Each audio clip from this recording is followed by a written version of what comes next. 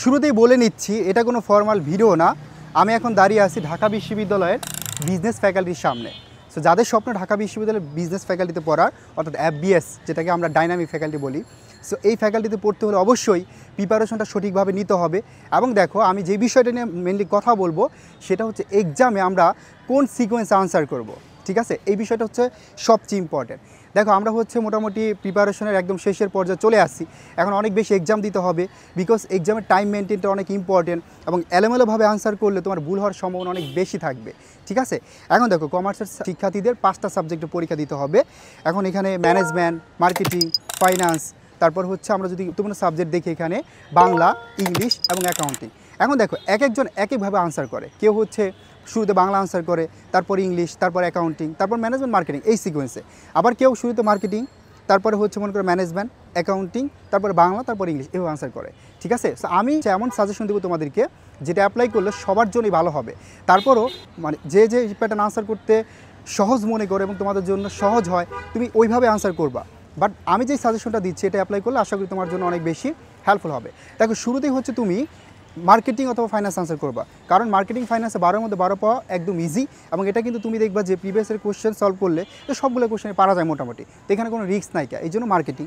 তারপর management answer করবা, ঠিক আছে? কারণ ম্যানেজমেন্ট মার্কেটিং দুইটাই কি থিওরিটিক্যাল পার্ট থেকে কোশ্চেন হয়। তারপর অ্যাকাউন্টিংয়ে চলে আসি।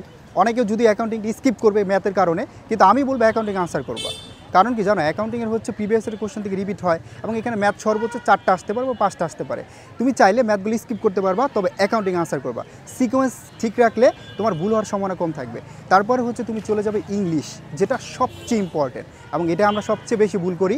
এটা একদম রিল্যাক্সে একটু সময় নিয়ে তারপর হচ্ছে কী করবে, ইংলিশটা দাগাবে, কারণ এখানে তোমার 12-এর মধ্যে 5 পাওয়াই লাগবে।